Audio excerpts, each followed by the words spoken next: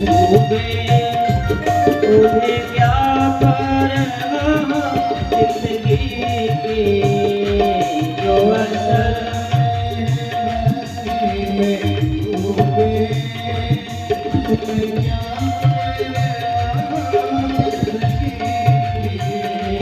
जो असल में मस्ती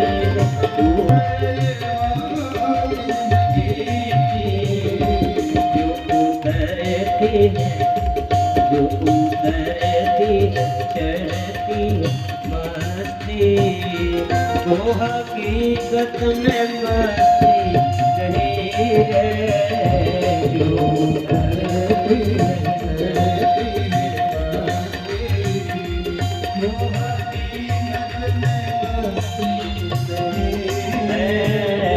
ये तो प्रेम की बात है, वो बंदगी तेरे बस की नहीं है। ये तो प्रेम बात है, बंदगी तेरे बस की नहीं है। जहाँ शर्त के होते हैं सौदे, आशिकी इतनी सस्ती नहीं है।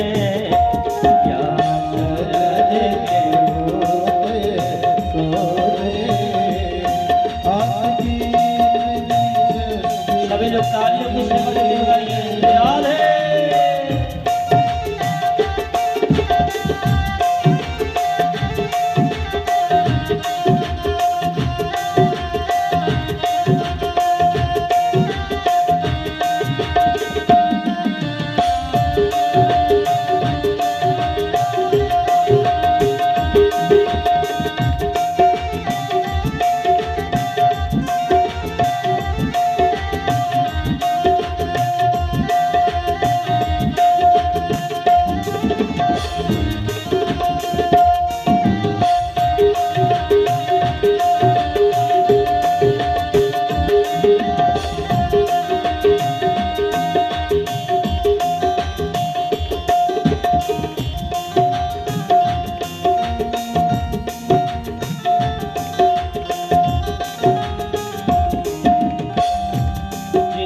नजरों में है श्याम प्यारे, वो तो रहते जग से निराले।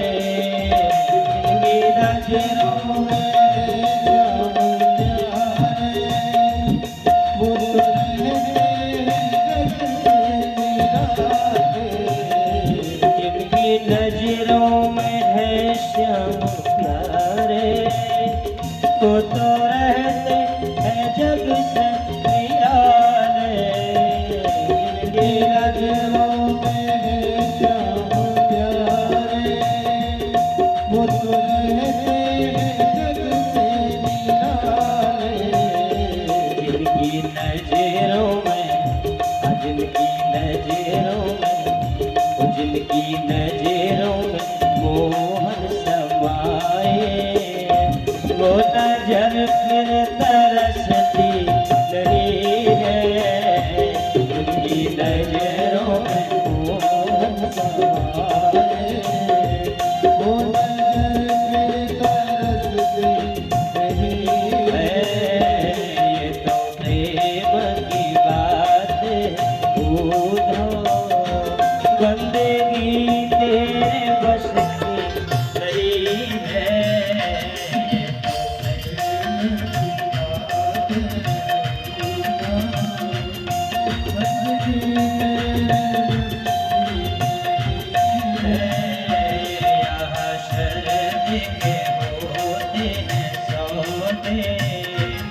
आशिकी इतनी सस्ती नहीं है।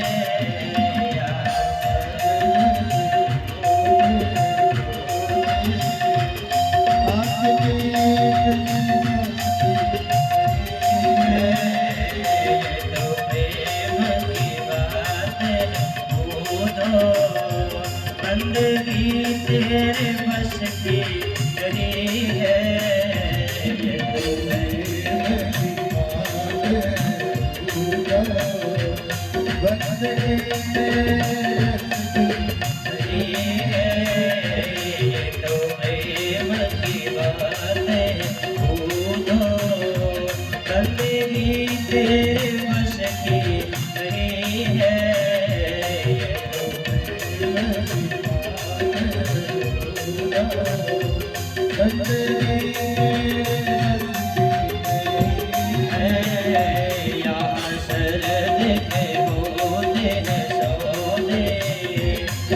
बंदगी इतनी सस्ती नहीं है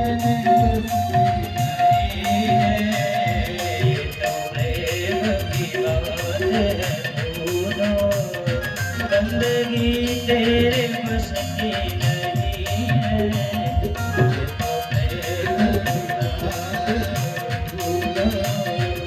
बंदगी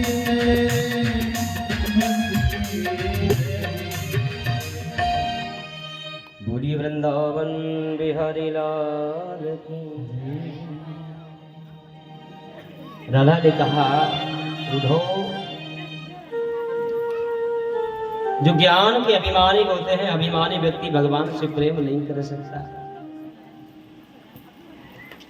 है। प्रेम जगत में सार और कुछ सार नहीं। उद्धव जी महाराज गए थे राधा रानी को ज्ञान देने, लेकिन जब अपार प्रेम देखा है तो कहते हैं उद्धव जी महाराज राधा रानी के शिष्य बन गए और कहकर गए थे आधा घंटे से ज्यादा अनपढ़ के बीच में नहीं रह पाऊंगा। पर जब प्रेम देखा है गोपियों का तो 6 महीना कैसे बीत गए पता ही ना चला। तो 6 महीने बाद जब उद्धव आए थे ना, अब उद्धव ज्ञानी नहीं रह गए, अब प्रेमी बन करके आए उद्धव। और इस प्रकार उद्धव जी महाराज के ज्ञान अभिमान को दूर करने के लिए भगवान ने उद्धव को ब्रज भेजा। प्रसंग बहुत लंबा है उद्धव प्रसंग। उसके बाद आगे फिर कथा आई है।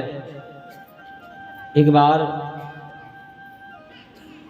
अस्ति प्राप्तिस्य कंसस्य महिष्यौ भरतवर्ष मृदे भरतरिर्दुःखार्ते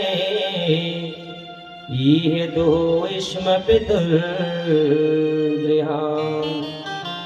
पितरे मगधराजाय जरासन्धाय दुःखिते वेदयांश क्रतुः शरः मात्मवैदभ्यकारणम्।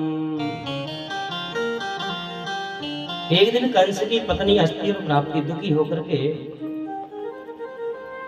अपने पिता के घर चली गई जरासंध के यहाँ।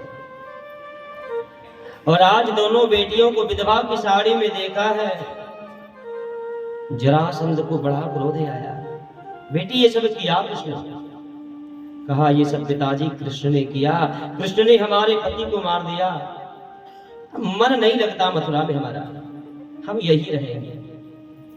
और जब सुना है कृष्ण ने दामाद को मारा है तो जरासंध बदला लेने के लिए 23 अक्षयहिणी सेना को इकट्ठा करता है। अक्षयहिणी सेना का मतलब एक अक्षयहिणी सेना में 10,800 हाथी, 23,800 रथ, 66,000 घुड़सवार, 1,09,350 पैदल सेना होती है, तब एक अक्षयहिणी सेना बनती है। अब जरासंध 23 अक्षयहिणी सेना, इसकी 23 गुना ज्यादा सेना को लेकर के और रात्रि में ही मथुरा पर आक्रमण कर दिया। भगवान को चिंता हुई, इतनी जल्दी कैसे युद्ध की तैयारी? तो भगवान इंद्र ने 2 रथ भेजा है, अस्त्र शस्त्र से सुसज्जित होकर के। रथ जब नीचे आए हैं, दोनों रथ पर बैठकर भगवान ने 23 अक्षयहिणी सेना का विनाश कर दिया। परास्त होकर के जरासंध वापस लौटा। दूसरी बार इसकी डबल सेना किया, फिर आक्रमण किया। फिर भगवान जीत गए और इस प्रकार करते करते जरासंध ने 17 बार आक्रमण किया मथुरा पर। 17 बार ही भगवान जीत गए। 18वीं बार कुछ ब्राह्मणों को बंदी बना लिया और कहा ऐसा आशीर्वाद दो कि इस बार जीत मेरी होना चाहिए। तुम्हारे आशीर्वाद से मेरी जीत हो जाएगी तो तुम्हें माला माल कर दूंगा, और अगर मेरी हार हुई तो तुम सबकी गर्दन काट दूंगा, सबको मारूंगा। ऐसा आशीर्वाद दो कि मेरी जीत होना चाहिए। इस बात का पता जब भगवान को लगा कि अगर आज मैं जीता तो संत हार जाएंगे और संत का आशीर्वाद हार जाएगा। आज ये संत निर्दोष मारे जाएंगे, ब्राह्मण निर्दोष मारे जाएंगे। इसलिए भगवान ने 18वीं बार में अपनी हार स्वीकार कर लिया। रण छोड़कर के भगवान भागने लगे। मलक्ष देश का एक राजा था कालियवन। कालियवन को ब्रह्मा का वरदान था, कोई भी यदुवंशी तुझे मार नहीं सकता। अपनी सहायता के लिए उसको लेकर के आया। तो भगवान को लगा कालियवन को मार तो दूंगा पर विधि का विधान झूठा हो जाएगा, ब्रह्मा का वरदान झूठा हो जाएगा। ब्रह्मा का वरदान भी रहे और ब्राह्मण की रक्षा भी हो जाए, इसलिए भगवान रण छोड़ करके भागने लगे। पीछे पीछे कालियवन पीछा करते हुए जा रहा है। गंधमादन पर्वत की गुफा में एक राजा मुचुकुंद, मानधाता के पुत्र थे मुचुकुंद। इनको इंद्र का वरदान था जो भी तुम्हें कच्ची नींद में जगाएगा वो जलकर भस्म हो जाएगा। क्योंकि इन्होंने देवता और असुर का जब युद्ध हुआ था तो राजा मुचुकुंद ने इंद्र की सहायता करी थी और बहुत हजारों वर्ष तक युद्ध किया, थक गए थे। तो कहा ऐसी जगह बताओ जहां मैं सोऊं, आराम करूं, कोई मुझे जगाए नहीं। तो कहा गंधमादन पर्वत की गुफा में आराम करो, और मेरा वरदान है जो कच्ची नींद में जगाएगा वो जल के भस्म हो जाएगा। इस बात को भगवान जानते हैं, इसलिए भगवान को लगा स्वयं न मारकर क्यों ना मुचुकुंद के द्वारा कालियवन को मरवा दो, ब्रह्मा का वरदान भी रह जाएगा। तो जाकर के भगवान ने अपने पीताम्बरी राजा को उड़ाया और पीछा करते हुए कालियवन आया और पीताम्बरी देख करके राजा मुचुकुंद को ही समझा कि कृष्ण सो रहा है। चरण का प्रहार किया, जैसे ही राजा मुचुकुंद की आंख खुली जलकर के कालियवन भस्म हो गया। इसके बाद भगवान यहाँ से प्रवर्सन पर्वत पर चढ़ गए और प्रवर्सन पर्वत पर भगवान को मारने के लिए आग लगा दिया। आसपास आग लग गई। भगवान विचार कर रहे हैं कि आज हम तो रण छोड़ करके भाग गए, लेकिन प्रजा निर्दोष मारी जाएगी। प्रजा को सुरक्षित स्थान पर भेजना चाहिए। समुद्र देवता से कहा समुद्र देवता पानी के अंदर मुझे कुछ भूमि चाहिए, और समुद्र देवता ने 48 कोस भूमि पानी के अंदर दिया। 12 योजन भूमि, 12 योजन में 48 कोस होता है। उसी 48 कोस भूमि पर भगवान ने देवशिल्पी विश्वकर्मा को कहा एक नगर का निर्माण करो, और देवशिल्पी विश्वकर्मा ने समुद्र के अंदर पानी के अंदर एक सोने का नगर बसा दिया।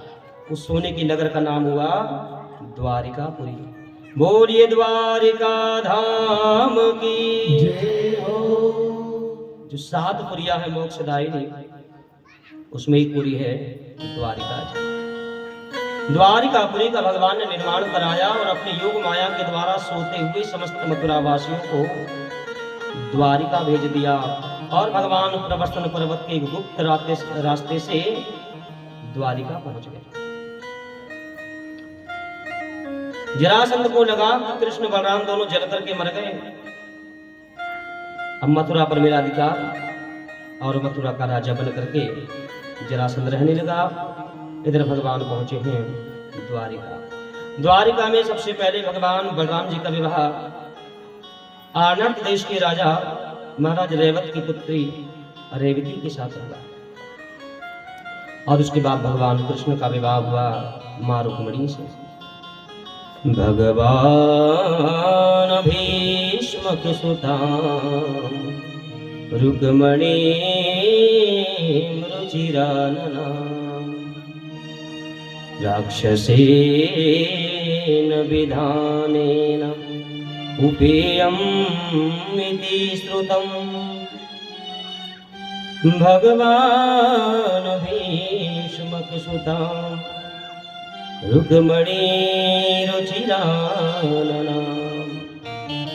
राक्षस विधि के द्वारा भगवान ने रुक्मणी का हरण किया और विवाह किया। रुक्मणी कौन है? तो परीक्षित जी ने पूछा, महाराज ये रुक्मणी कौन है? और भगवान ने राक्षस विधि माने हरण करके विवाह किया। तो ये रुक्मणी कौन है और कैसे हरण भगवान ने किया, ये कथा थोड़ा विस्तार से सुनाई। सुखदेव जी ने कहा, राजन सुनो। राजा आसीद भीष्म को नाम विदर्भाधिपतिर्महान् तस्य पंचाभवन पुत्रः कन्यैका च वरानना।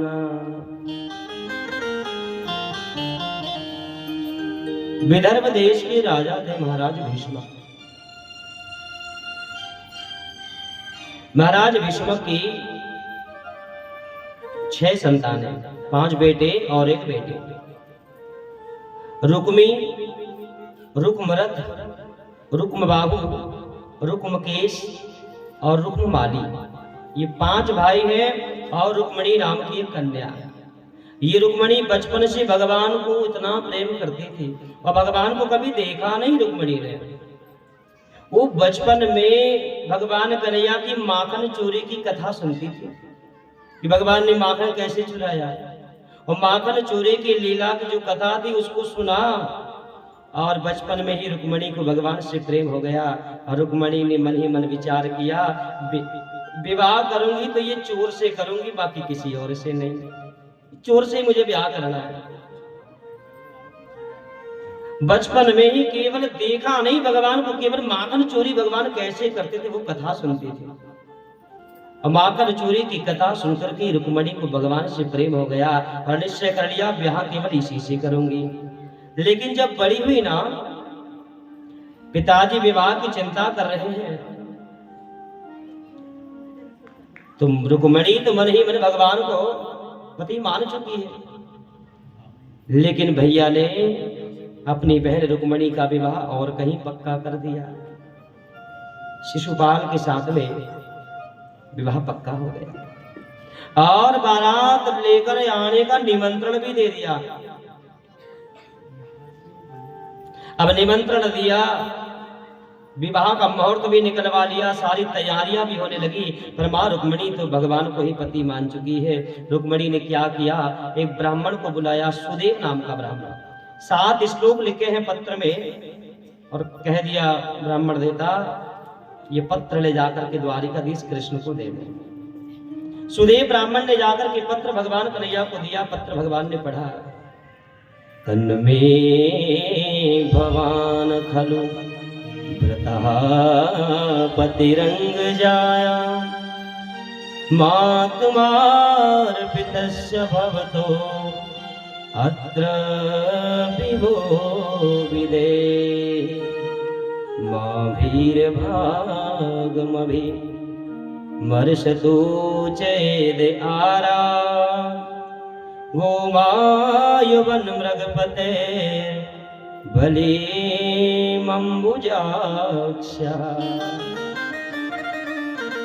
बड़े सुंदर 7 श्लोक लिखा है रुक्मणी ने। भगवान बोल रहे हैं, हे द्वारिकाधीश, मैं आपके चरणों की दासी रुक्मणी मन ही मन आपको पति मान चुकी हूँ, पर मेरे भैया ने विवाह और कहीं पक्का कर दिया है। अगर मेरा विवाह आपसे न हुआ तो मैं विवाह के दिन ही अपने प्राण त्याग कर दूंगी। अगर आप चाहते हो मेरी जान बच जाए तो आकर के आप मुझे यहाँ से ले जाइए, मैं आपसे विवाह करना चाहती हूँ। पत्र पढ़ा, भगवान को लगा न जाऊं तो ये मर जाएगी, और रुक्मणी अगर मर गई तो कहीं ना कहीं दोष मुझे भी लगेगा, मेरे कारण मर गई, उसकी आत्मरक्षा हो। इसलिए भगवान ने पंडित जी को कहा, पंडित जी चिंता मत करो, कल ही कुंडलपुर चलेंगे। रात्रि बीती, प्रातः काल भगवान उठे हैं और भगवान ने अपने रथ में 4 घोड़े लगाया। भगवान के यहाँ सबसे तेज भागने वाले 4 घोड़े थे। उन घोड़ों का नाम था शेप्य, मेध पुष्प, सुग्रीव और बलाहर। ये 4 घोड़े सबसे तेज भागने वाले थे भगवान के यहाँ। आज भगवान ने सबसे तेज भागने वाले उन 4 घोड़े सेब, जमेद, पुष्प, सुग्रीव और बलाहर को लगाया और ब्राह्मण को बिठाकर भगवान कुंडलपुर पहुंच गए। यहां से शिशुपाल की बारात एक दिन आगे आ गई और एक दिन आगे भगवान भी पहुंच गए कुंडलपुर। एक बगीचे में भगवान रुके और शिशुपाल बारात लेकर के जनवासी में रुका है। भगवान ने पंडित जी को कहा, पंडित जी जाओ जाकर रुक्मणी को कह दो मैं आ गया हूं और कल जब वह गौरी पूजन को आएगी वहां से लेकर के मैं उसको जाऊंगा। आज सुना मां रुक्मणी बड़ी प्रसन्न हो गई है। प्रातःकाल आज मैया ने स्नान किया है और स्नान करके रुक्मणी मैया गौरी पूजन को चली है। आज रुक्मी को डर लग रहा है कन्हैया गड़बड़ ना करे, तो 50,000 सैनिकों को कहा जाओ रुक्मणी की रक्षा करना। वो 50,000 सैनिक अस्त्र शस्त्र लेकर के आसपास घेर करके रुक्मणी को चल रहे हैं। अब बीच में दुल्हन रुक्मणी जा रही है पूजा करने के लिए गौरी पूजन को। देख करके ऐसा लग रहा है रुक्मणी गौरी पूजन को नहीं युद्ध करने जा रही हो।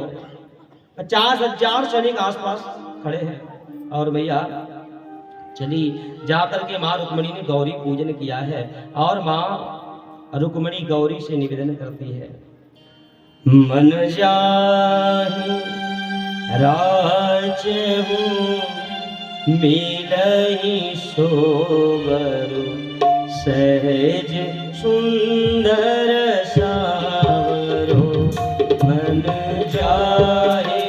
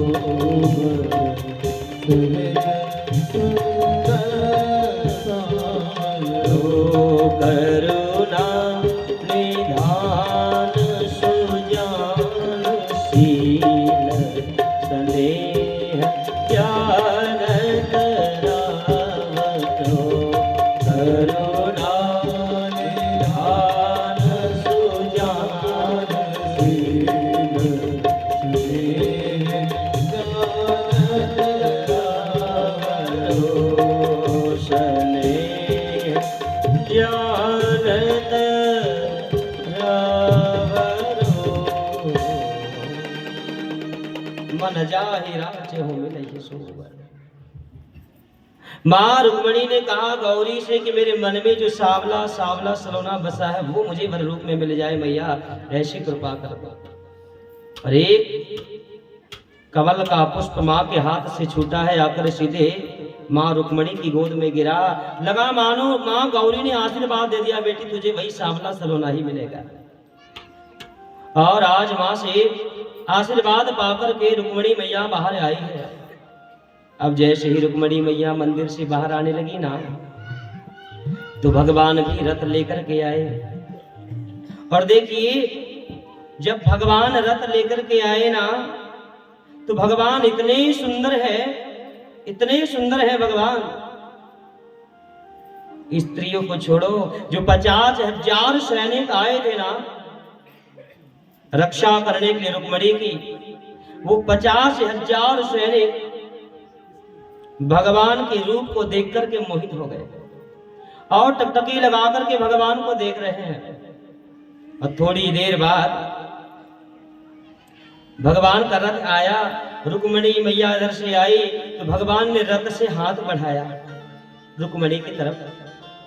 सैनिक आए थे रक्षा करने के लिए और भगवान को देख के टकटकी लगा करके देख रहे हैं और कहा देख यार कितनी स्टाइल से हाथ बढ़ा रहा है। आए रक्षा करने को और भगवान को देख करके मोहित, क्या स्टाइल से हाथ बढ़ा रहा है। मां रुक्मणी ने भगवान का हाथ पकड़ा।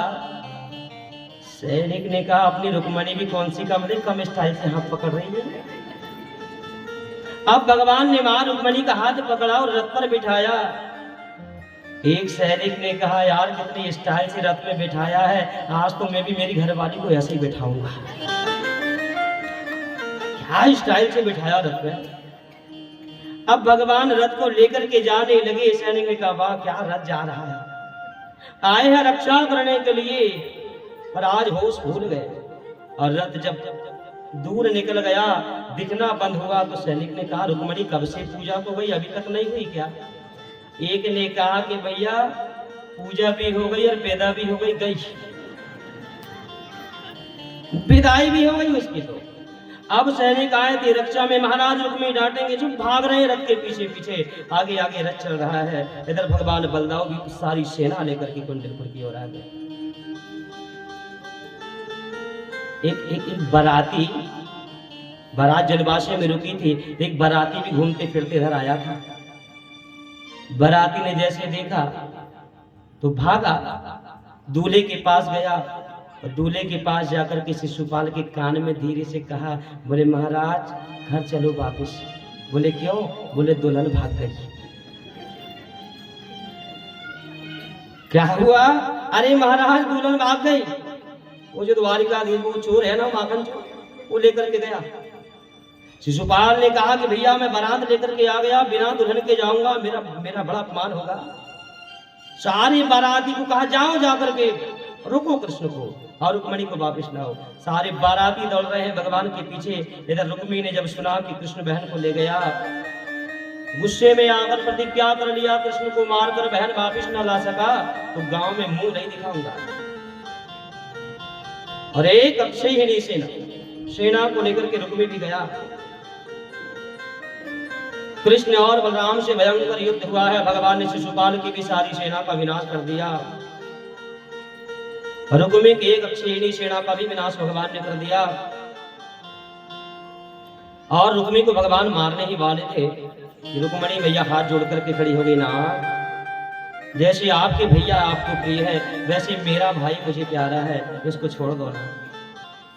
और रुक्मिणी ने जब निवेदन किया तो भगवान ने रुक्मिणी की शिखा को काट लिया, आधी मूछें काट करके उसको छोड़ दिया, अपमानित करके छोड़ दिया। अब ये भगवान से परास्त हो गया। अब ये तो कसम खा करके आया था ना, कृष्ण को मारकर बहन वापिस न ला सका तो मुंह नहीं दिखाऊंगा। तो अब ये गांव नहीं गया और वहीं पर एक भोजकट नाम का नगर बसा करके रुक्मिणी रहने लगा। भगवान मां रुक्मिणी को लेकर के द्वारिका पहुंचे हैं।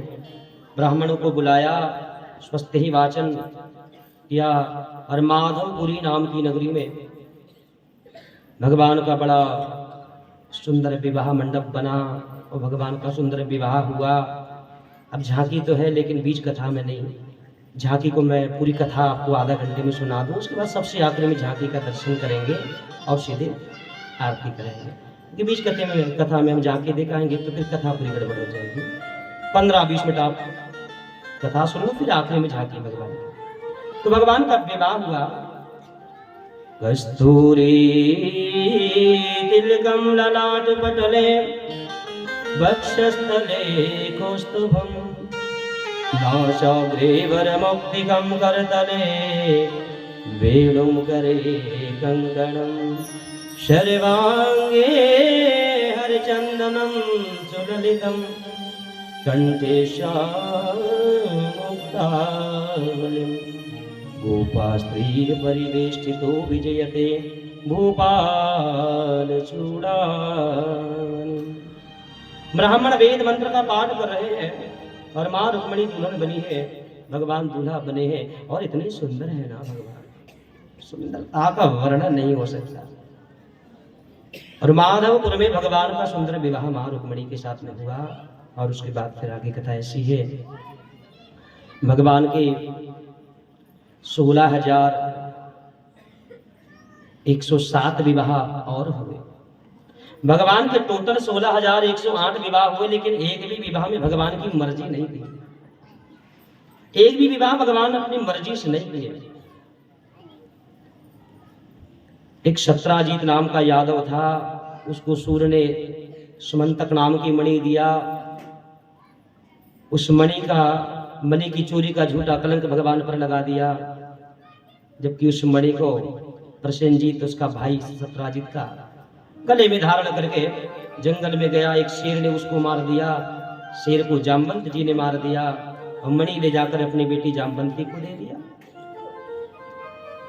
अब मणि है जामवंत जी के पास और इस मणि का झूठा कलंक चोरी का लगा है भगवान को। क्यों? कहते हैं एक बार भगवान ने चौथ के दिन चंद्रमा को देख लिया था और शास्त्रों की मान्यता है चौथ के दिन जो चंद्रमा को देखता है उसको जीवन में एक न एक बार झूठा कलंक लगता है।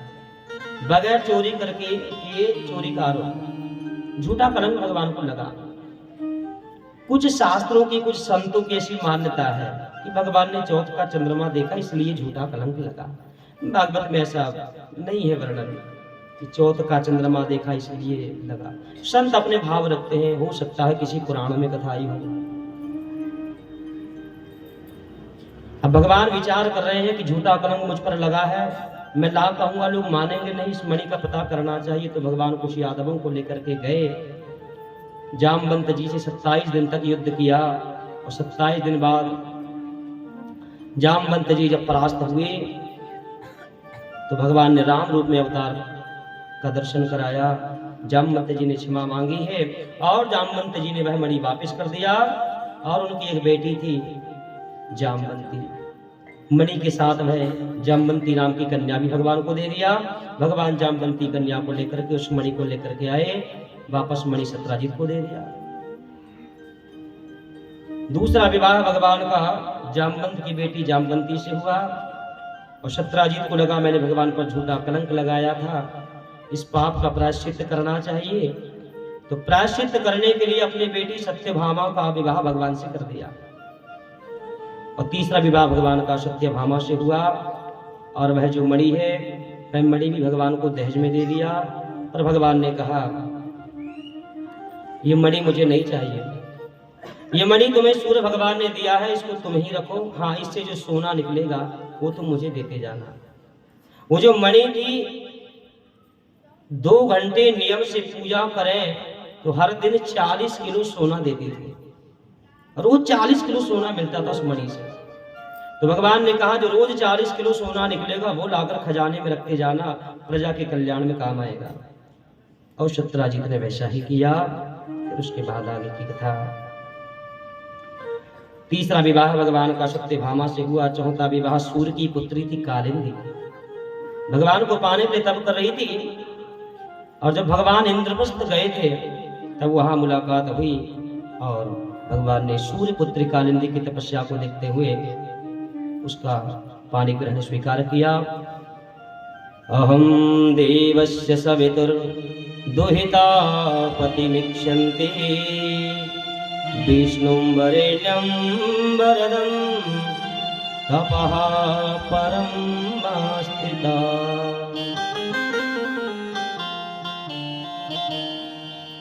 कालिंदी ने कहा कि मैं विष्णु को वर रूप में पाने के तप कर रही हूँ।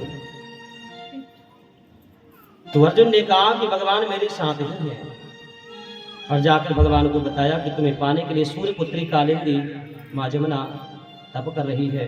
भगवान ने उसका पानी ग्रहण स्वीकार किया। चौथा विवाह भगवान का कालिंदी से हुआ।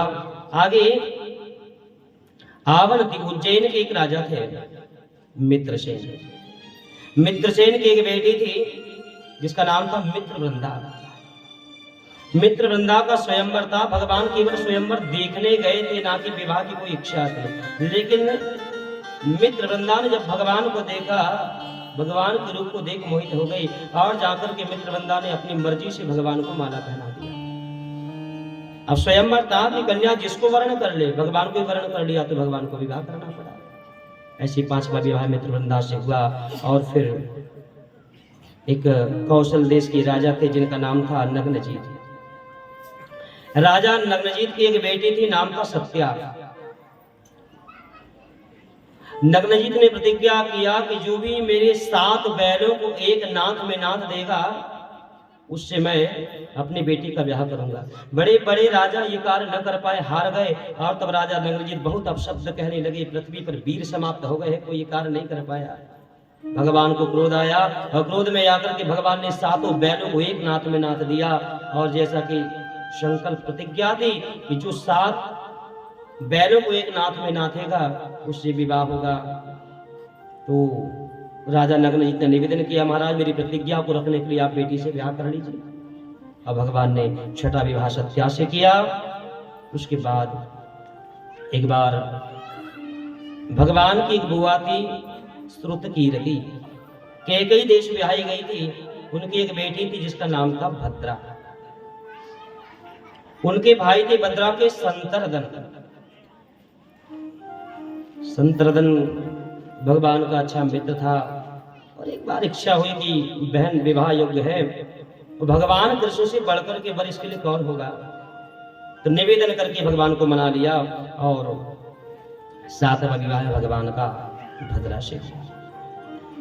मध्य प्रदेश के एक राजा थे, सुतां च मद्राधिपतिर लक्ष्मणां लक्षणैर्युतां स्वयंवरे जहारेकः सा सुपर्णा सुधामिव।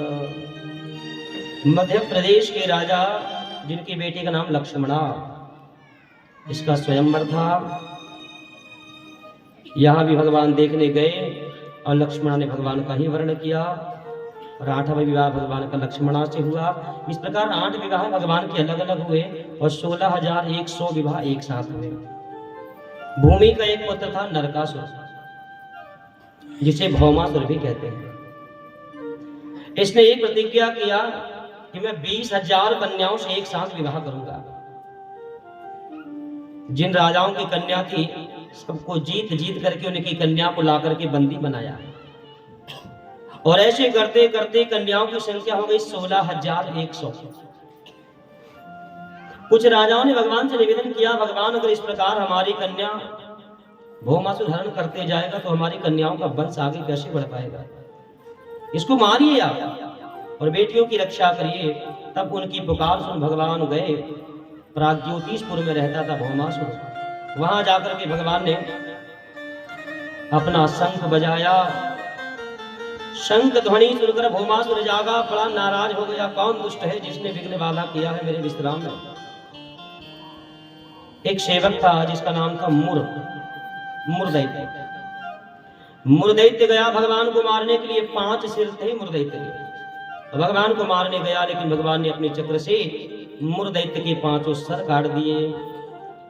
मुरदैत्य को मारा, इसलिए भगवान का एक नया नाम हो गया मुरारी।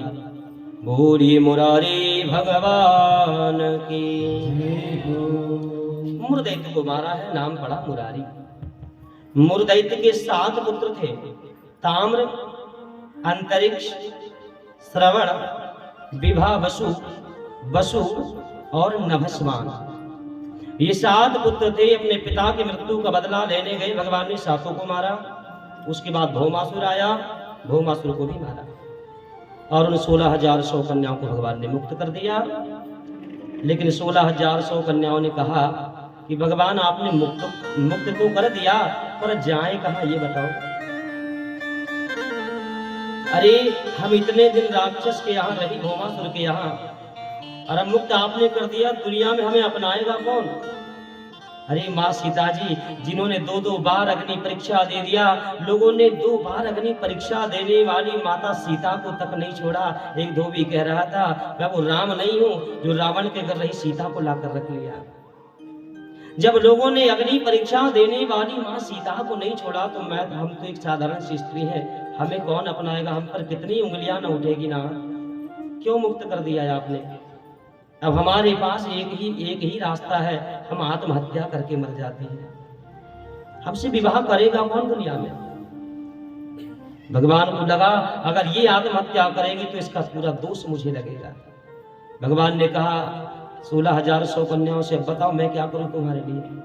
उन 16,100 कन्याओं ने कहा नाथ आपने मुक्त किया है, अब आप ही अपने चरणों की दासी बनाकर रख लो, आपकी सेवा में लगी रहेंगी और आपकी चरणों में बड़ी बड़ी उम्र बिता देंगे।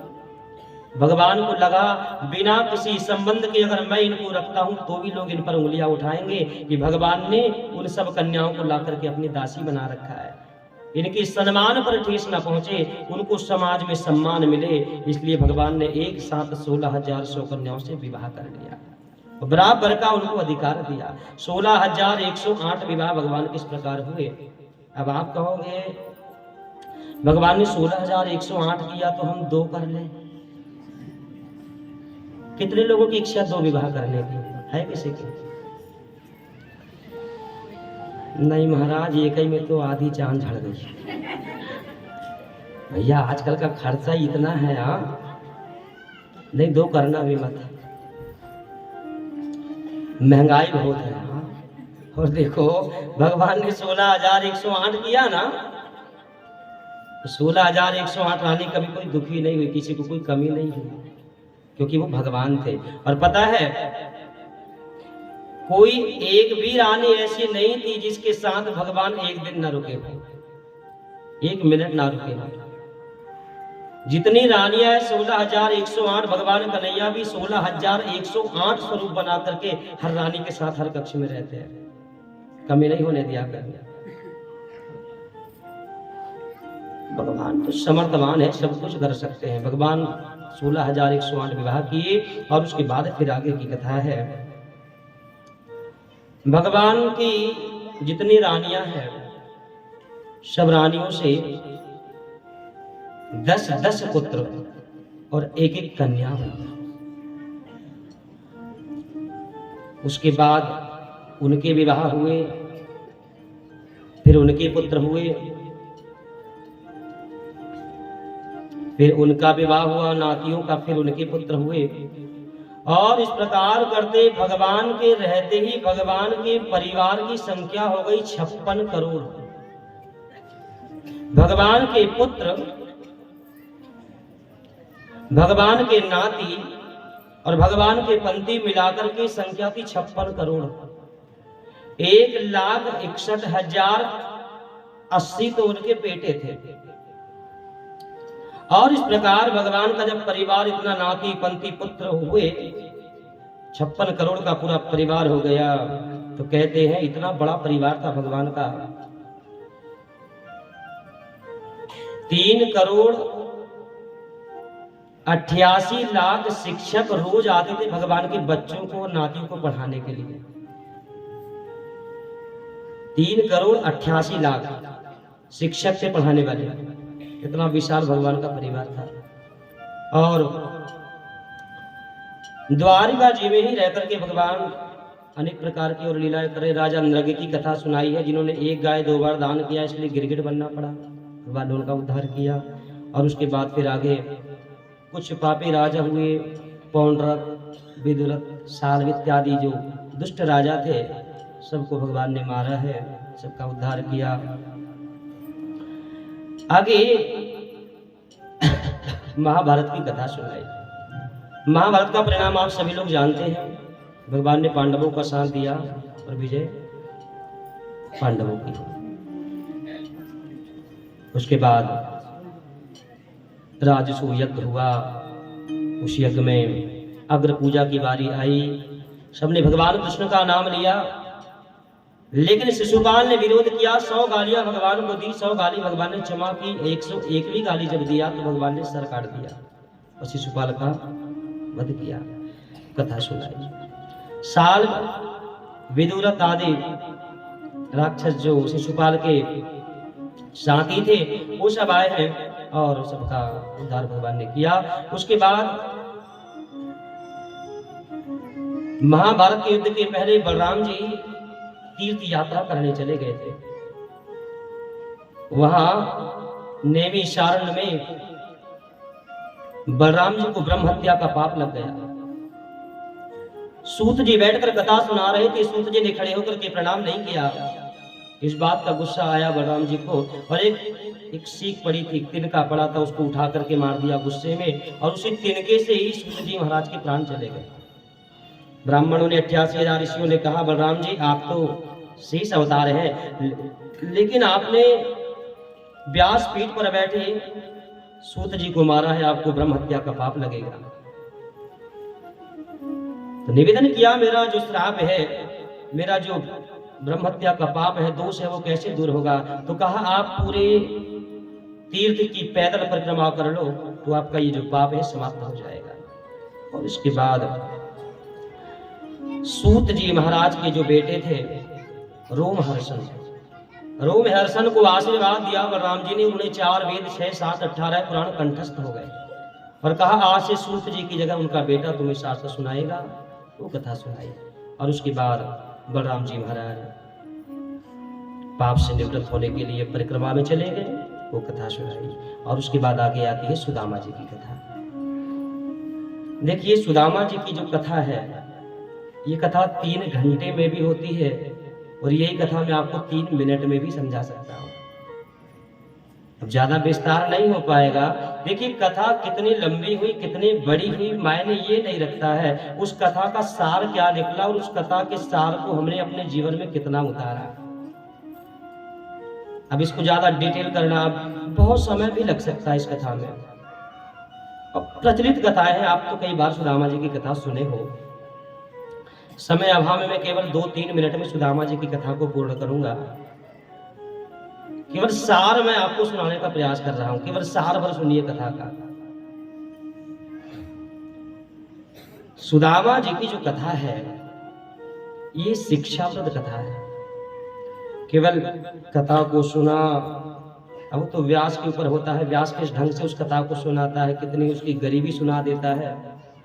उसकी गरीबी को चित्त लगा करके सुनो तो आंखों में आंसू आने लग जाते हैं। अब केवल कथा सुनो, भाव बना करके रो लो थोड़ी देर, फिर चले जाओ, फिर हंसने लग जाओ, फिर सास की चुगली करने लग जाओ। माताओं का ज्यादा स्वभाव होता है। कथा कितनी लंबी है, कितनी छोटी है, मायने वो नहीं, उस कथा का सार क्या निकला। सुदामा जी को गरीबी क्यों भोगना पड़ा? देखो जितनी गरीबी सुदामा ने भोगा, आज कई लोग उससे भी ज्यादा गरीब हैं। भैया सुदामा जी के पास रहने को कम से कम एक झोपड़ी थी। आज कुछ लोग ऐसे भी हैं जिनके पास एक झोपड़ी भी नहीं है। आप जाइए रेलवे स्टेशन पर देखिए कभी, तो स्टेशन पर बिना ठंडी हो, बरसात हो, गर्मी हो, वहां रेलवे स्टेशन पर पड़े होते हैं। इसको क्या कहोगे आप? सुदामा जी के पास तो कम से कम पैसा नहीं था लेकिन सम्मान था। सुदामा को कभी किसी ने अपशब्द नहीं कहा। आज कुछ लोग ऐसे हैं जिनके पास ना झोपड़ी है, ना पैसा है, ना सम्मान है। एक फुटपाथ पर पड़े व्यक्ति को कौन सम्मान देता है? कोई उठा करके बैठाता है उसको, कोई जी करके कहता है उसको, कोई पानी पिलाता है उसको। देखिए आज व्यक्ति रोड पर क्यों है? आज व्यक्ति करोड़ों की गाड़ियों में कुछ लोग क्यों घूम रहे हैं? 5 मंजिल की बिल्डिंग क्यों है लोगों के पास? कुछ लोग फुटपाथ पर क्यों पड़े हैं? एक ही कारण है, कर्मों प्रधान विश्व करि राखा, जो जस करहि तस फल चाखा। कर्मों प्रधान विश्व करि राखा, जो जस करहि तस फल चाखा। कर्मों प्रधान विश्व करि राखा, जो जस करहि तस फल चाखा। कर्मों प्रधान विश्व करि राखा,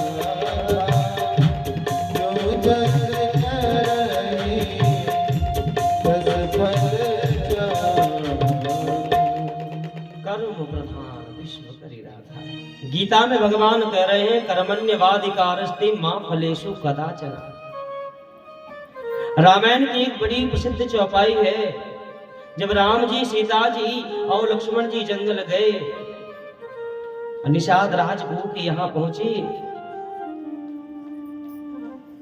निषाद राजगुह ने कहा प्रभु मेरी झोपड़ी में चलिए, जो सेवा बनेगी मैं करूंगा। भगवान ने कहा कि नहीं भैया, मुझे जंगल में वास मिला है, मैं जंगल में वास करूंगा। जो इंतजाम कर सकते हो यहीं कर दो, घर के रजाई गद्दे का सुख मुझे नहीं चाहिए। तो भगवान ने क्या किया, एक पेड़ के नीचे पेड़ों की पत्तों को तोड़ा और पत्तों को बिछाया, और पत्तों को बिछा करके मां जानकी जी और सीताजी और राम जी उस पत्तों के बिछोनों पर सो गए। और ये देख करके निषाद राजगुह की आंखों में अश्रु भरे आए, रोने लगे। कहा जो सीता जी अपने पिता जनक जी के यहाँ कहते हैं, जब सीता जी चलती थी ना, तो जनक जी सीता जी के चलने के पहले पूरे मार्ग पर फूल के सेज बिछा देते थे, मेरी बेटी के पैर में कंकड़ न गड़ जाए। और पिता के यहाँ इतना सुख मिला, कभी जमीन पर पैर नहीं रखा सीता ने। 10 कदम भी चलना होता था तो 12 कदम फूल बिछा दिए जाते थे पहले। और जो पिता के यहाँ फूल की सेज पर चली, आज उसको जंगल में उन पत्तों के ऊपर जब सोते देखा तो निषाद राजगुह की आंखों में अश्रु भरे आए। और निषाद राजगुह ने बहुत अपशब्द कहा कैकई को, कैकई कोई सुकुमारी सीता की ओर जरा देखना था। बेचारी सीता को वन भेज दिया। तब लक्ष्मण जी ने कहा निषाद, इसमें कैकई की गलती नहीं है। तो काहू न को सुख दुख कर दाता, निजे कृत कर्म भोग सब भ्राता। राम जय राम, जय जय राम, श्री राम राम जय राम, जय जय राम, श्री राम जय राम, जय जय राम, राम जय राम, जय राम, श्री राम जय राम, जय जय राम।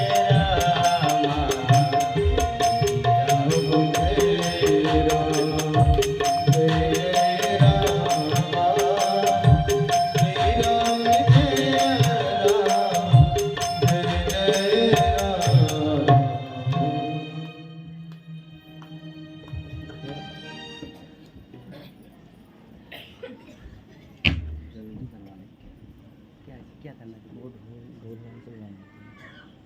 चल जाऊंगा ना, क्या दिक्कत है। 15 मिनट रुक जाऊंगा बस, 15 मिनट और।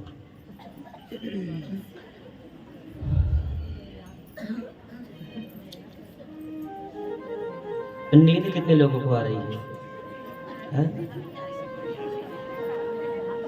ईमानदारी से बताओ। देखो मैं 6 दिन से रोहना में रुका हूँ और सबको पहचानने लगा हूँ। तुम सबके पति को भी पहचानना, और सबके नाम भी जानता हूँ, और जो सो रही है ना उनको भी जानता हूँ।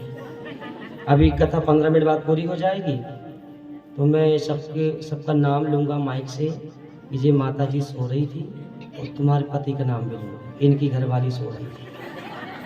अब देखो आपकी और पति देवता की बेइज्जती ना हो, इसलिए 15 मिनट और कथा सुन लो। और मैं नाम इसलिए लूंगा, तुम कल से कथा में मत आना। असल में क्या है, अब माताएं होती बड़ी चालाक है, कथा में आके बैठती है और नींद भी ले लेती है, पता नहीं चलता। हमारे बेचारे पुरुष भाई लोगों को नींद आती भी है तो सो नहीं सकते। क्यों? क्योंकि उनके पास व्यवस्था नहीं सोने की, और माताओं के पास भगवान की बड़ी कृपा है, व्यवस्था है सोने की। पता है आपको, जब माताएं आती है तो कैसे आती है?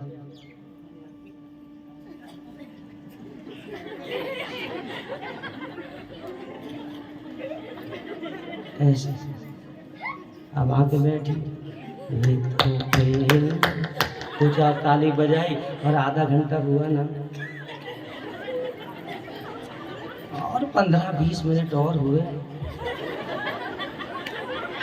क्या सिया बाजू वाली धक्का देती है।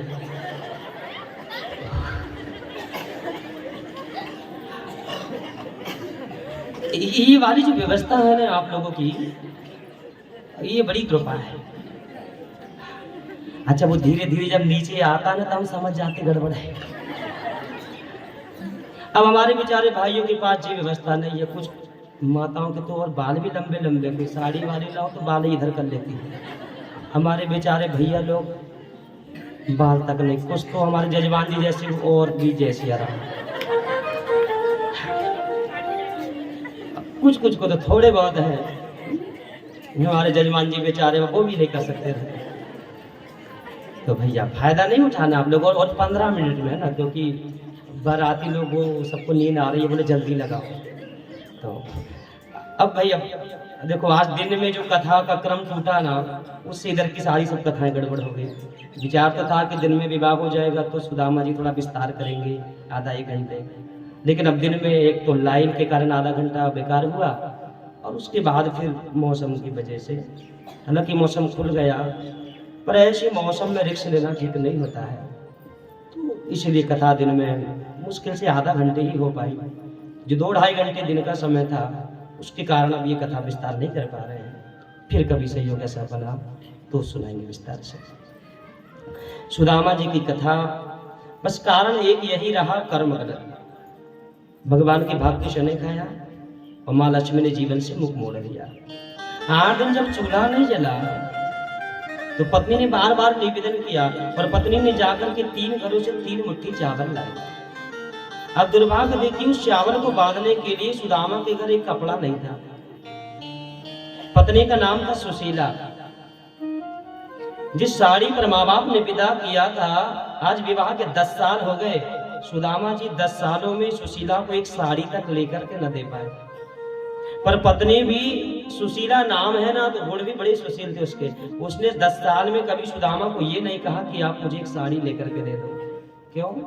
क्योंकि पता है मेरे पास तो तन ढकने को साड़ी है, मेरे पति के पास तो तन ढकने तक को कपड़ा नहीं है। एक तो धोती है, वो धोती भी 10 जगह से कटी है, कैसे कह दो। और पत्नी वही है जो पति की गरीबी में पति का साथ दे। सबसे निवेदन करेंगे, जब पति के पास पैसा होना, हर बात के लिए जिद करना आपका अधिकार है। आप घर परिवार माँ बाप सबको छोड़ करके आइए उसकी सेवा के लिए। जब पति के पास पैसा हो, हर एक चीज की जिद करना। साड़ी चाहिए साड़ी लेना, और जो चाहिए सब लेना। लेकिन पति अगर गरीबी में हो तो पति की गरीबी में कभी पति की परीक्षा मत लेना। पति की अगर गरीबी है ना, तो लाख कमी हो जाए, अरे पति के सुख से बढ़कर के दुनिया में कोई सुख नहीं हो सकता। कोई साड़ी सुख नहीं दे सकती, कोई जेवर सुख नहीं दे सकता। अगर पति गरीबी में हो, पति संकट में हो, तो ऐसे हजारों लाख जेवर छोड़ देने चाहिए। क्या करोगे उस जेवर का, उस साड़ी का, उस वस्त्र का? पति अगर प्रसन्न है तो एक साड़ी में भी सुख से जीवन कट सकता है। लाख जेवर हमारे पास हो, लाख घर में खाने को हो, लेकिन पति ही अगर दुख में हो, किस काम का वो सुख? इसलिए सुख में भले ही पति का साथ देना या मत देना, लेकिन गरीबी में हमेशा पति का साथ देना, उसका साथ कभी मत छोड़ना। सुशीला ने यही किया। अपार गरीबी रही, सुशीला ने साथ नहीं छोड़ा। नाथ मुझे कुछ नहीं चाहिए। 10 जगह से साड़ी फट गई, पर ये नहीं कहा कि आप मुझे साड़ी नहीं दे पा रहे हो तो क्यों ब्याह कर लिया। 4 बच्चे थे सुदामा को। 8 दिन से घर में चूल्हा नहीं जला। सुशीला ने कभी नहीं कहा कि जाओ कमा करके लाओ। अयाचक व्रत करते थे, भूखा मर जाऊंगा पर कभी किसी से कुछ नहीं मांगूंगा। अरे दुनिया के लोगों से मांगने की छोड़ो, सुदामा ने तो कभी भगवान तक से ये नहीं कहा कि भगवान मुझे ये दे दो। 8 दिन चूल्हा नहीं जला, लेकिन सुदामा के चेहरे पर कभी किसी ने उदासी नहीं देखा कि आज उदास बैठा है, मुस्कुराता। और किसी ने कहा है भगवान के भक्तों की पहचान क्या है? जिनके होठों पर हंसी और पाँव में छाले होंगे, ऐ मेरे श्याम वही तेरे चाहने वाले होंगे। ऐ मेरे श्याम वही तेरे चाहने वाले होंगे। पैरों में पहनने को एक पादुका नहीं थी, लेकिन चेहरे से मुस्कुरान कभी नहीं गई। 24 घंटे मुख पर कृष्ण नाम था सुदामा में, 24 घंटे कृष्ण कृष्ण कृष्ण कृष्ण जपते हैं। आज सुशीला ने कहा, नाथ कृष्ण द्वारिकाधीश आपके मित्र है, कुछ मांगना मत, पर एक बार मिलकर के आ जाओ। और सुदामा का मन हुआ तो सुदामा ने कहा, घर में कुछ हो तो दे दो, क्योंकि माता पिता गुरु और मित्र के यहाँ जब जाओ ना तो खाली हाथ कभी नहीं जाना चाहिए। भगवान के मंदिर में जाओ, दरबार में जाओ तो खाली हाथ कभी नहीं जाना।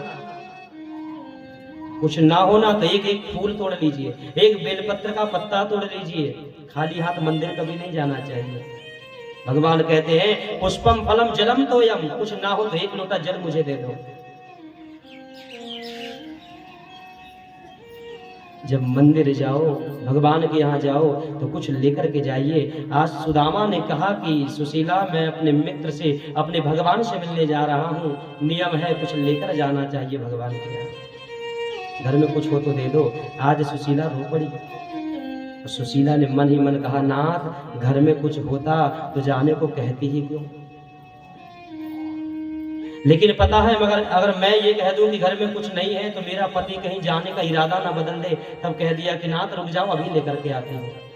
जबकि 8 दिन से घर में चूल्हा नहीं जला था, घर में अन्न का एक दाना नहीं था। लेकिन आज बच्चों की हालत देखा, हम तो भूखे रह जाएंगे। 8 दिन से एक 4 साल का बच्चा भूखा था सुदामा का, ये कब तक जीवित रहेगा। और इसको 2 दिन अगर और भोजन ना मिला तो शायद इसके प्राण नहीं बचेंगे। और बच्चों की तरफ देखा तो आज सुशीला रो पड़ी। और आज सुशीला ने नियम बदल दिया। सुदामा ने आज तक कभी किसी के द्वार जाकर मांगा नहीं था, पर सुशीला चली गई बेटे को बचाने के लिए।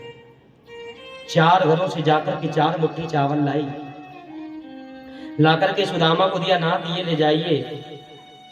सुदामा ने कहा, पागल हो कि कपड़े में बांध करके दे दो, ऐसे ले जाऊंगा हाथ में चावल। अब दुर्भाग्य देखिए, एक कपड़ा तक नहीं था, एक साड़ी थी तन पर। माँ बाप ने जिस साड़ी पर विदा किया, केवल एक वही साड़ी थी, 10 जगह से फट चुकी थी। आज उस चावल को बांधने के लिए सुशीला ने एक पल्ला और फाड़ लिया उस साड़ी का, और एक पल्ला बांध करके उस पल्ले में 4 मुट्ठी चावल दिया, नाथ ये ले जाइए। आज 4 मुट्ठी चावल सुदामा ने लिया। और सुदामा विचार कर रहा है, जब मेरे घर चावल था तो सुशीला ने 8 दिन से बनाया क्यों नहीं, 8 दिन से बच्चे भूखे क्यों थे मेरे। और उस पोटली को खोला, और जब पोटली को खोला तो देखा उसमें कुछ चावल मोटे थे, कुछ चावल बारीक थे, कुछ चावल टूटे हुए थे, कुछ चावल सगे थे। और आज सुदामा जी समझ गए कि ये चावल मेरे घर का नहीं है, आज सुशीला मांग करके लाई है। और सुदामा ने आज तक कभी शिकायत नहीं किया था कि कन्हैया तुमने मुझे कुछ नहीं दिया, पर आज उस चावल को देख करके सुदामा जी अपने आंसू न रोक पाए। और आज पहली बार शिकायत किया सुदामा ने कन्हैया से, कन्हैया इतनी गरीबी मुझे दे दिया सो दे दिया, इतनी गरीबी दुनिया के किसी लोगों को मत देना कि तुम्हें भोग लगाने तक के लिए मुझे मांगना पड़ रहा है। चल मेरे लिए नहीं है कोई बात नहीं, कम से कम इतना तो देता कि मैं तुझे अपने घर का भोग लगा देता। जो गरीबी मैंने सहन कर लिया कन्हैया, इतनी गरीबी दुनिया के किसी लोगों को दोगे तो वो इतनी गरीबी सहन नहीं कर पाएगा, और तुम्हारे ऊपर से विश्वास उड़ जाएगा लोगों का। आज मुझे तुम्हें भोग लगाने तक के लिए मांगना पड़ रहा है। बहुत रोए आज सुदामा। और उस 4 मुट्ठी चावल को लेकर के बगल में दबा करके चले, जैसे तैसे जा रहे हैं। पैरों में पादुका नहीं है, दुबला पतला शरीर है, पैरों में कांटे गड़ गए। तो कांटे भरे पैर गए सुदामा जी। एक पत्थर की ठोकर लगी, और जैसे ही पत्थर की ठोकर लगी तो सुदामा नीचे गिर पड़े। थोड़ी देर के लिए बेहोशी आ गई सुदामा को, और जैसे ही सुदामा को बेहोशी आई तो सुदामा की आत्मा से आवाज निकल गई द्वारिकाधीश के लिए, भूख लगती है, प्यास लगती है, ये जिंदगी मोहन अब उदास लगती है। कैसे आऊं तेरी द्वारिका नगरी, आस भी मोहन अब उदास लगती है। आश भी मोहन अभी उदास लगती है। आत्मा ने कहा कि लगता है अब द्वारिकाधीश तक नहीं पहुंच पाऊंगा, दूर नगरी, बड़ी दूर नगरी। बेहोश होकर के गिरे। भगवान को चिंता हुई, गरुड़ को कह दिया जाओ मेरे मित्र सुदामा को ले आओ। गरुड़ ने बिठा करके सुदामा को द्वारिका छोड़ा। द्वारिका में गए, लोगों से पूछा भैया द्वारिकाधीश का महल कौन सा है। लोगों ने कहा भैया महल के सामने ही खड़े हो, ये जो सोने का महल है यही द्वारिकाधीश का महल है। आज सुदामा ने सोने का महल देखा तो सुदामा सोच रहा है एक सोने के महल में रहने वाला क्या मुझ गरीब भीख मांगने वाले ब्राह्मण को पहचान पाएगा। अक्सर लोग बड़े बनने के बाद छोटे को भूल जाया करते हैं। जब धन आता है तो लोग छोटे लोगों से सीधे मुंह बात तक नहीं करना पसंद करते हैं। आज मेरा बचपन का मित्र, वो बचपन की बात थी, हम साथ पढ़ते थे, आज ये सोने के महल का राजा बन चुका है। क्या ये मुझ गरीब को पहचानेगा? और अगर इसने कह दिया कि नहीं मैं तुम्हें नहीं पहचानता, ये अपमान मैं सहन नहीं कर पाऊंगा। परीक्षा हुई कि सुदामा यहाँ तुझ जैसे ब्राह्मण का सम्मान नहीं होगा, निकल जा यहाँ से। और मन होने लगा जाने का वापस, लेकिन आत्मा ने कही सुदामा भले कृष्ण तुझे नहीं पहचानेगा, अरे तू तो पहचान लेगा कन्हैया को, आ ही गया है तो एक बार दर्शन तो कर ले। आत्मा ने कहा तो सुदामा जी द्वार पर खड़े हो गए। सेवकों ने देखा सुदामा की दशा, रो पड़े सेवक। कौन हो?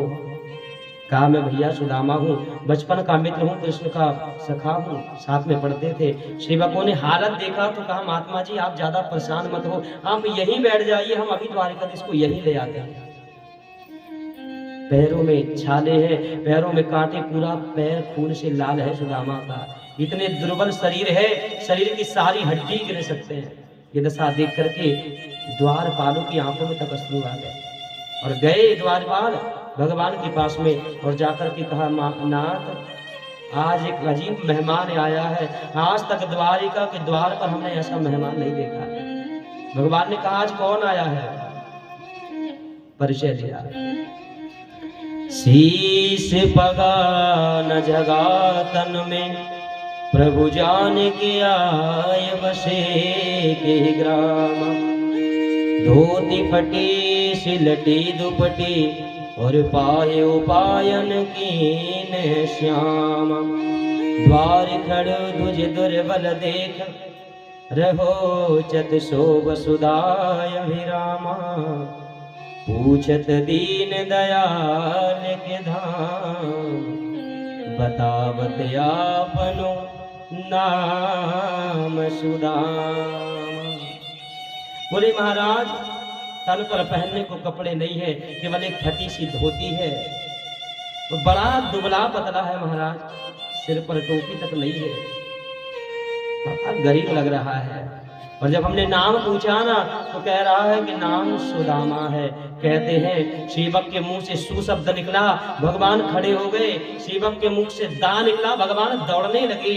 और सेवक का माँ बोल करके नहीं हुआ, भगवान तो ऐसे दौड़े सुदामा से मिलने, कहीं पीताम्बरी गिर गई, कहीं मालाएं टूट करके गिर गई और सेवक के मुख से सुदामा शब्द नहीं निकला और भगवान जाकर गले भी लग गए उसको। ये प्रेम होता है मित्र का। मित्र का प्रेम कैसे होना चाहिए ये भगवान से सीखना चाहिए।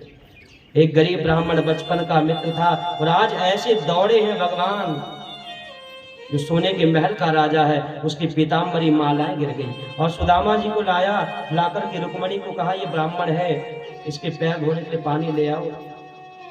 पैर धोने के लिए जल लेने गई, लेकिन भगवान ने सुदामा के पैर को अपनी गोद में रखा और जब सुदामा के पैरों में देखा तो इतने कांटे गड़े थे सुदामा को कि भगवान ये देख करके खूब रोए हैं। आज नरोत्तम कवि अपनी सुबोधनी में बड़ी सुंदर बात लिखते हैं, देख सुदाम की दीन दशा, करुणा करके करुणा निधि रोए। पानी परात को हाथ छुयो नहीं, नैनन के जल सो पग धोए। अरे रुक्मणी मैया जो पानी लाई थी ना, भगवान ने उसको हाथ तक नहीं लगाया और सुदामा के पांव धुल गए। कैसे? बोले इतने आंसू गिरे ना भगवान के सुदामा के पैरों को देख करके। उन आंसुओं में ही भगवान ने पैरों को धो लिया। ये प्रेम है भगवान का। और जब अंदर तक कांटे गड़े देखा तो भगवान को लगा पहले ही सारे पैर में कांटे गड़े हैं, अब अल्पिन से और क्या इस कांटों को निकालूं। तो भगवान ने अपने दांतों से सुदामा के पैरों के कांटों को निकाला। ये प्रेम है भगवान का। एक ब्राह्मण का सम्मान भगवान ने कैसे किया। एक माँ सबसे ज्यादा प्रेम अपने बच्चे से करती है, लेकिन बच्चे को कांटा गड़ जाए तो दुनिया के कितने ही प्रेम करने वाली कोई माँ क्यों ना हो, बेटे के पैर के कांटों को कोई दांत से नहीं निकालेगी माँ। सबसे ज्यादा दुनिया में प्रेम अगर कोई करता है तो एक माँ अपने बेटे से करती है, पर वो माँ भी प्रेम करने वाले बेटे के पैर के कांटों को दांत से नहीं निकालेगी। पर भगवान ने ऐसा प्रेम मित्र से किया, उस मित्र के पैरों को कांटों को भगवान ने दांतों से निकाला। और सुदामा जी को बड़ा सत्कार आदर किया और कहा कि सुदामा मेरे लिए क्या लाए हो। अब सुदामा थोड़ा संकोच कर रहे हैं, जो 56 भोग रोज करता हो क्या वो मेरे सूखी चावल खाएगा। कहा कन्हैया जल्दी में आया कुछ लाया नहीं, और मन ही मन कह दिया भगवान ने सुदामा यही गलती जीवन में एक बार तूने किया था, मेरे भाग के चने अकेले खाया था, आज तक भोग रहा है और आज फिर वही गलती कर रहा है। मेरी भाभी ने मेरे लिए चावल भेजा, फिर उसको छिपा रहा है। और भगवान को लगा सुदामा अब तेरे जीवन में लाख गरीबी आ गई, लेकिन आज के बाद तेरे जीवन में तू मेरे द्वार पर आ गया है ना, अब तुझे एक भी दुख नहीं होगा। भगवान ने उस चावल की पोटली को छीन लिया, एक मुट्ठी चावल खाया, स्वर्ग के देवताओं का जो सुख है वो सुदामा को दे दिया, दूसरी मुट्ठी खाया पृथ्वी के जीवों का सुख दे दिया, और तीसरी मुट्ठी खाने वाले थे रुक्मणी ने हाथ पकड़ लिया, ले लिया। अच्छा रुक्मणी को खाना था क्या चावल? नहीं। फिर हाथ क्यों पकड़ा? हाथ इसलिए पकड़ा भगवान ने पहली मुट्ठी में स्वर्ग के देवताओं का सुख दिया, दूसरी मुट्ठी में पृथ्वी के जीवों का सुख दिया, और तीसरी मुट्ठी में रुक्मणी को दासी बनाकर भेजने वाले थे। ले जा रुक्मणी को। रुक्मणी को लगा कहाँ भगवान को छोड़कर इस गरीब ब्राह्मण के घर जाऊंगी। रुक्मणी ने हाथ पकड़ लिया, बस प्रभु जितना दिया उतना बहुत है, मुझे अपने चरणों से दूर मत करो। इसलिए रुक्मणी ने हाथ पकड़ लिया। और आगे फिर कथा ऐसी है, सुदामा जी बहुत दिन बाद मिले हैं, मन तो बहुत हो रहा है रोकने का, लेकिन पता है जब तक सुदामा जाएगा नहीं इसकी पत्नी बच्चे अन्न का एक दाना तक नहीं खाएंगे। और वैसे ही 8 दिन से भूखे हैं, अब अगर एक दिन और भूखे रहे तो शायद 1-2 बच्चा कम हो जाएगा। इसलिए भगवान ने सुदामा को रोका नहीं, पर यहाँ प्रत्यक्ष में सुदामा को कुछ नहीं दिया, लेकिन वहां भगवान ने ऐसा कर दिया जैसा सोने का महल भगवान का था वैसा सोने का महल सुदामा का बन गया।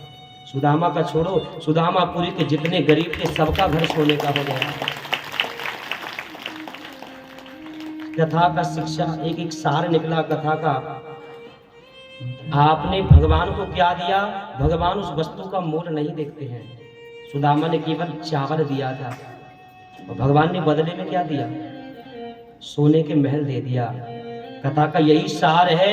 देखिए भगवान के लिए आप जो अर्पण करते हो भगवान को उसकी आवश्यकता नहीं है, भगवान उसका 1000 गुना बढ़ के वापस देता है। इसलिए कभी ये मत सोचना कि हम भगवान के मंदिर में इतना चंदा क्यों करें, इतना दान क्यों दें, क्योंकि भगवान को जरूरत नहीं है। आपने 10 रुपए दिया, भगवान आपको 1000 ही देगा, 10 का 9 नहीं देगा। इसलिए धार्मिक कार्य के लिए कभी कमी मत करना, और भगवान के लिए विशेषकर कभी कमी नहीं। आज सुदामा ने 3 मुट्ठी चावल दिया, बदले में 3 लोग का सुख मिल गया। पर धन्य है वो सुदामा जिसको सोने का महल मिल गया, पर घर गया तो कहा मुझे सोने का महल नहीं चाहिए, छोड़ दिया सोने के महल को। क्यों? पता है दुख में सुमिरन सब करे, सुख में करे न कोई। बोले ये सुख सोने का महल मिला है, सोने के महल में ये चकाचौंध में मैं भगवान को भूल जाऊंगा, और भगवान को भूलूंगा तो 1000 बार जन्म लेना पड़ेगा। इसलिए सुदामा ने कहा द्वारिकाधीश मुझे महल नहीं चाहिए, तू ही रख तेरा महल। बगल में एक झोपड़ी बना दिया घास की, और उसी झोपड़ी में सुदामा पूरा जीवन व्यतीत कर दिए। और एक ही नियम था, 5 घर जाते थे भिक्षा के लिए, और वहां मांगते नहीं थे, बस गली से निकलते।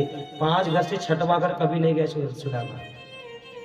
किसी ने 5 घर में दे दिया तो ले लिया, और नहीं तो भूखे सो गए। और भजन किया, समय आने पर उन्हें भगवान के नाम की प्राप्ति होगी।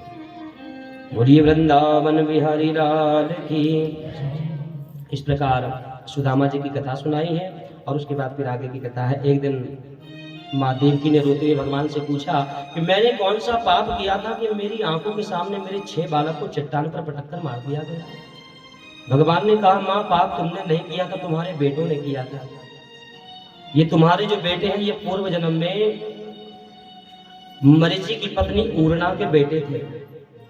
आसन मारीचे शतपुत्रा ऊर्णायाम प्रथमे अंतरे देवः कमजेश्वर वीक्ष सुताम याभितो मोदकम।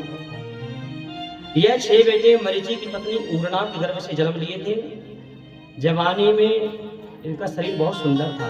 सुंदर शरीर के कारण इनको अभिमान आ गया, तो किसी भी बुजुर्ग को देख करके हंसते थे। एक बार ब्रह्मा जी को देख करके हंसी मजाक उड़ाने लगे, तो ब्रह्मा ने क्रोधित होकर के श्राप दे दिया था कि जिस जवानी का इतना तुम्हें अभिमान है, अगले जन्म में ये जवानी देखने को नहीं मिलेगी, जन्म लेते ही चट्टान पर पटक करके मार दिया जाएगा। आज वही पूर्णा और मरीचि के पुत्र देवकी के गर्भ में आए, और ब्रह्मा का श्राप था, इसलिए कंस के द्वारा जन्म लेते ही चट्टान पर पटक करके मार दिया गया। फिर निवेदन करे, ये 6 भाई कोई साधारण के नहीं थे, ये 6 भाई भगवान के भाई थे। भगवान चाहते तो अपने भाई को क्या बचा नहीं सकते थे? बचा सकते थे, लेकिन भगवान ने तो गीता में कहा है कर्म प्रधान विश्व करिराका कर्मण्यवाधिकारस्ते मा फलेषु कदाचन। कर्म गलत किया इसलिए भगवान अपने भाई तक को नहीं बचाए, कर्म किया तो भोगना ही पड़ा।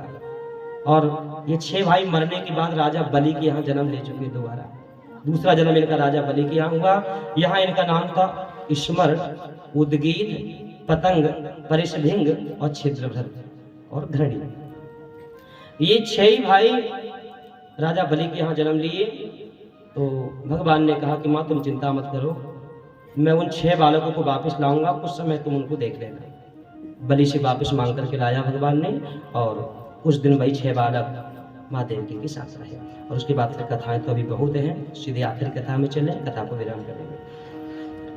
भगवान विचार कर रहे हैं कि मेरा इतना बड़ा परिवार हो गया है और मेरा समय पूर्ण हो चुका है, अगर मैं इन सब परिवार को छोड़ करके चला गया तो ये मेरी शक्ति पाकर अहंकारी हो जाएंगे और लोगों को दुख देंगे। तो भगवान ने क्या किया, अपने ही परिवार को ब्राह्मण से श्राप दिलवा दिया।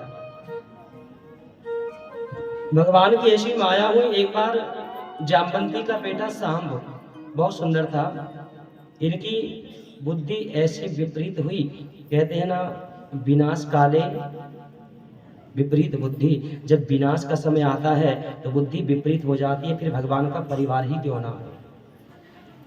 और जिस दिन कोई ब्राह्मण का विरोध करने लग जाए, जिस दिन कोई ब्राह्मण को गालियां देने लग जाए ना, तो समझ जाइए कि विनाश का समय आ चुका है।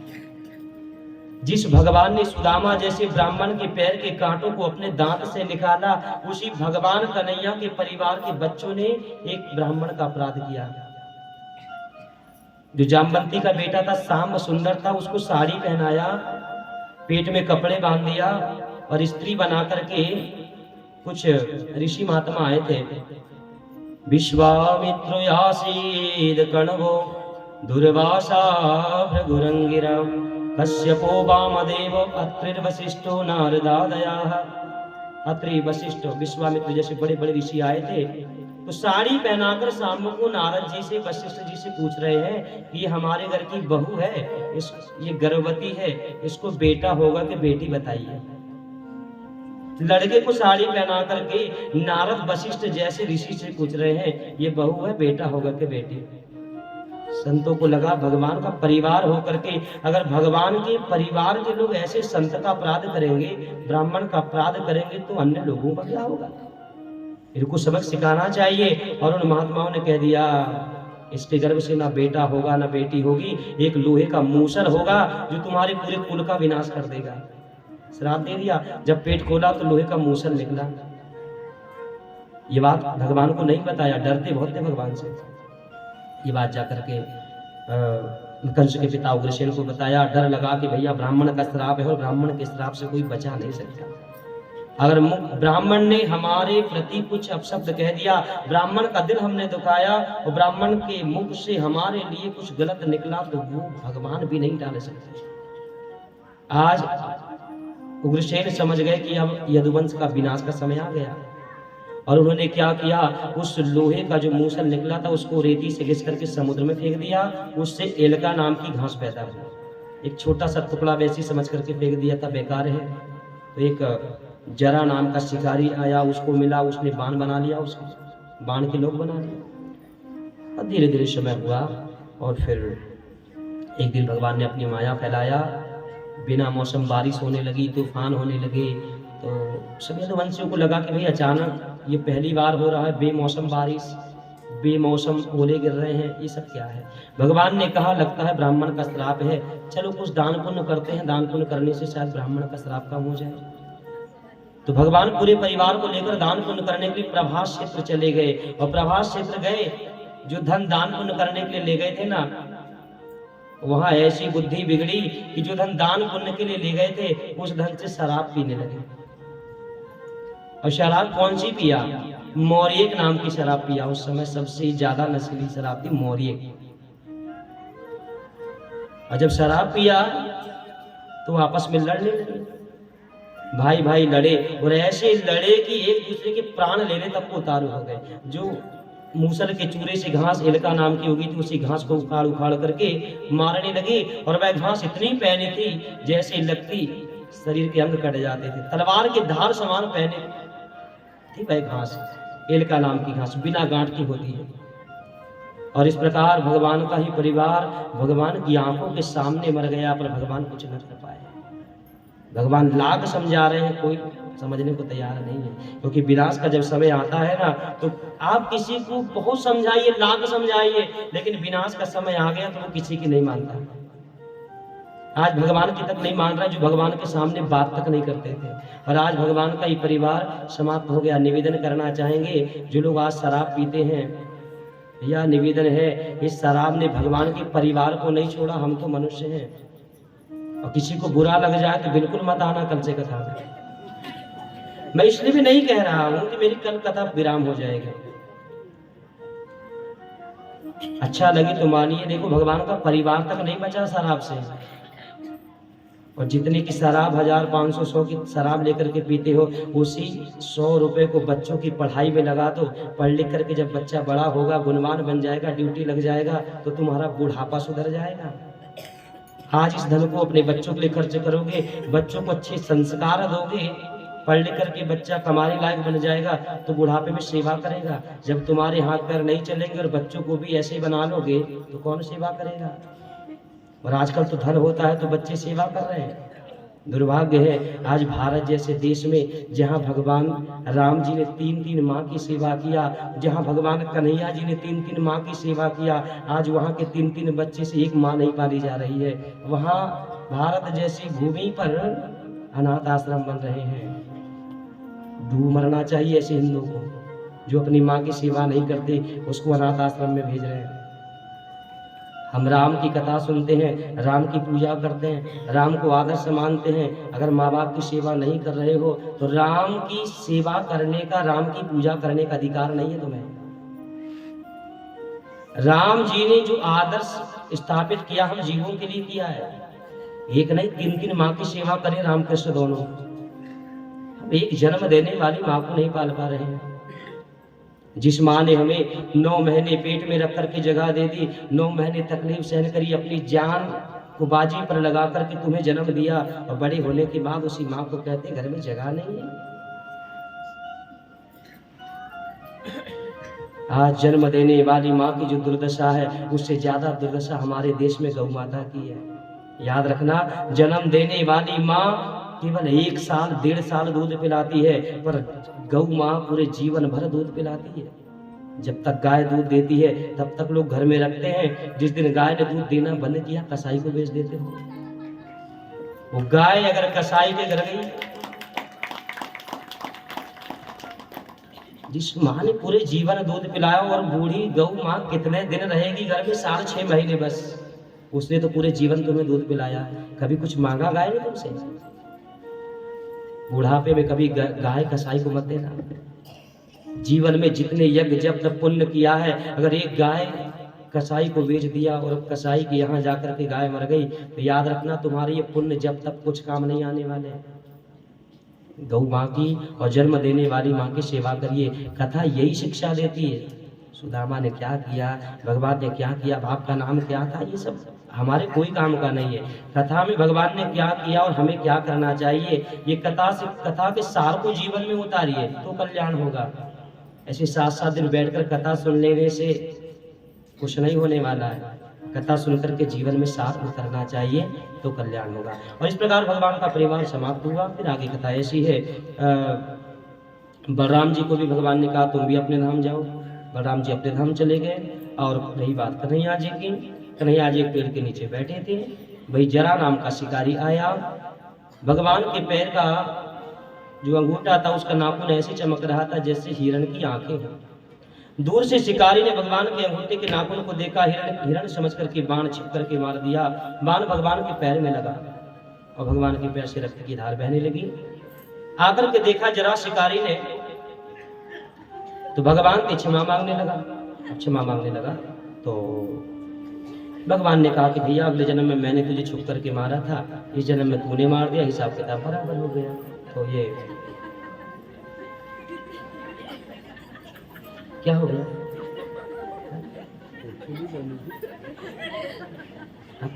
राजू महाराज क्यों देख रहे हैं?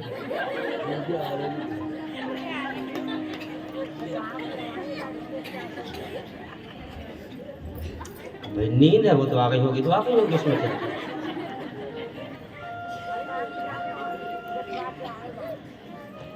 रात को रात में शादी पढ़ के आए ना इसमें। तो भगवान का इस प्रकार लीला संपन्न हुई और भगवान अपने स्वधाम जब जाने लगे तो दारू को कहा तुम जाओ और जाकर के मेरी बची हुई पत्नी और जो भी यदुवंशी कुछ माताएं बच गई उनको बता देना, आज से 7वें दिन ये सोने की द्वारिका समुद्र में डूब जाएगी। जिसको प्राण बचाना है वो इंद्र के साथ, अर्जुन के साथ इंद्रप्रस्थ चले जाए।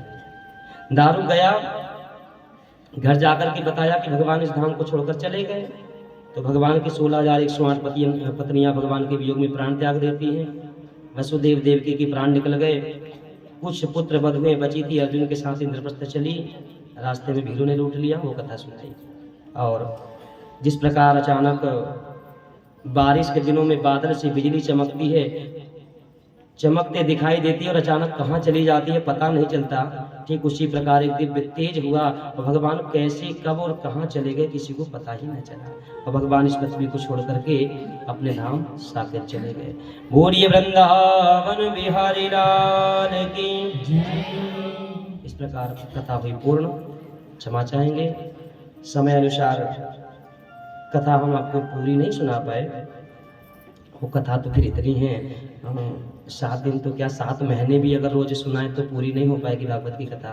समय अनुसार कुछ प्रसंग ऐसे होते हैं जो हम लोग छोटा बड़ा कर देते हैं, जैसा समय रहा वैसे। बहुत सी कुछ कथाएं थी जो सुनाने की थी लेकिन समय नहीं था, नहीं सुना पाए। और आज मेरे जीवन की 65 भागवत कथाएं यहाँ आरोहणा में संपन्न हुई और प्रभु कृपा से 5 कथाएं और इसके बाद भी हैं।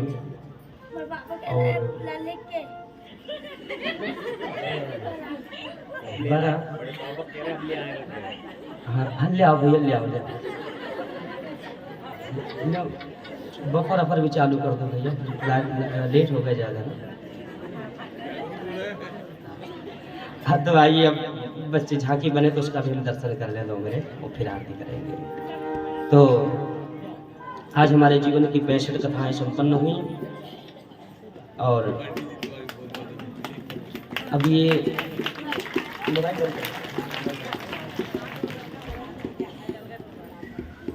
मुझे लग नहीं रहा था कि आप लोग